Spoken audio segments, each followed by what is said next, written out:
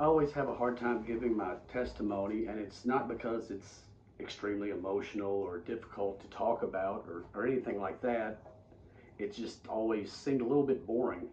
I'm 44 years old and I've been a Christian saved by Jesus for 38 of those years. You know, you always hear other people give these great testimonies how Jesus saved them from lives of evil and, gambling and alcohol and addiction, and that God just turned everything around and, gave them a brand new life. And I've always felt like I was lacking because I didn't have a great story like that.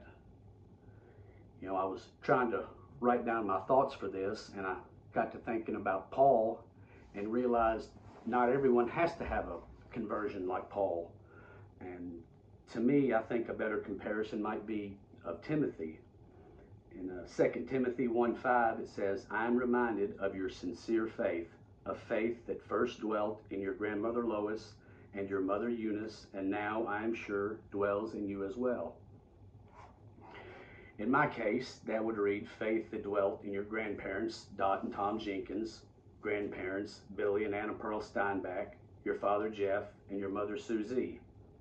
I was probably here in this church the first Sunday after I was born, and most every Sunday after that until now.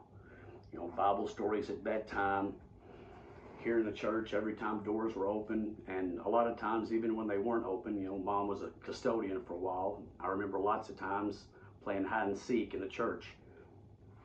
Sunday school, training union, mission friends, and RAs on Wednesday night. I grew up here, and it's been a big part of my life and really made me what I am. I remember laying in bed one night at home and getting a call. It felt almost as clear as what you read about in the Bible when Samuel was called. And right there in bed by myself, I asked Jesus to save me at 5 years old. It was about a week before I turned 6, very young. I don't remember if Mom came in the room to check on me or if I got up to go find them and tell them, but told my parents, and they called our pastor, Brother Holland, and set up an appointment for me to go speak with him here at the church the next day. And I was young, so I don't really remember a lot of the conversation with him, but I've been told that he asked me, why do you even need to be saved? You're only a kid. You haven't done anything that bad.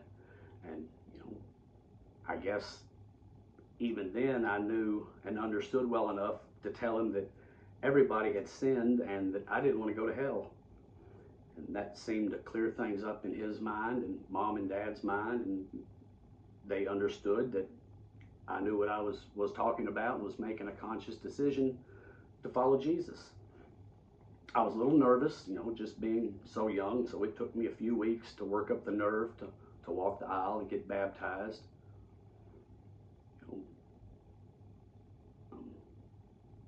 It's hard for me to remember what my life was like before I met Jesus. That memory of me laying in bed and asking Jesus to save me is probably one of my earliest memories that I can be sure really happened. And of course, after that, I had Jesus in my life, so everything was perfect and everyone lived happily ever after at the end. We all know that life doesn't work out that way, and anyone who tells you it will is lying to you.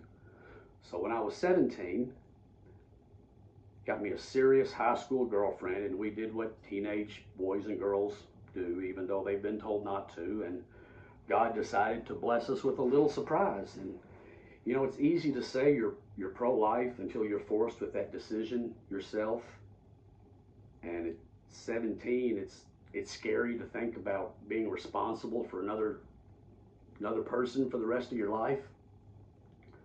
But through my faith and belief in Jesus and through prayer, we made the right decision, and I ended up married my senior year of high school in February of that year.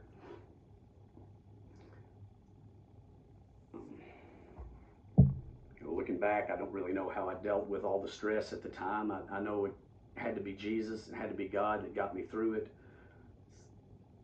Thinking back, I can't remember how I handled it. I know it was Jesus that got me through it, because there's nothing I myself could have done. You know, the marriage didn't last. It was only 2 years, and you know, for reasons I won't get into, there I was as a 20-year-old, divorced, and wondering if Jesus still had any use for me. After a few years, I got over some of the depression and got to feeling more like myself. I started getting involved in church again, and I felt the peace I'd been missing. And once again, I wish I could say that I'd served God faithfully the rest of my life, but that's still not true, because I never really dealt with the depression and anxiety from life and other problems. And you know, so I let disagreements with individuals and other issues come between me and my relationship with God and my relationship with my church family. There was a long time when I was attending church here that the only reason I was here was because that's what you did on Sunday morning. You know, to be honest, there was a few years there, if I wasn't running the sound system, I'm not sure I could have got myself out of bed to even make myself come to church. But things changed about a year and a half ago. A lot of stuff seemed to happen all at once, thanks to my own stupid mistakes. I did something to lose a comfortable job. We called Brother Tim as our pastor, and the whole world got shut down because of COVID-19. The loss of my comfortable job and our comfort as Christians to go to church wherever we wanted to, whenever we wanted to, gave me a new perspective about what's really important.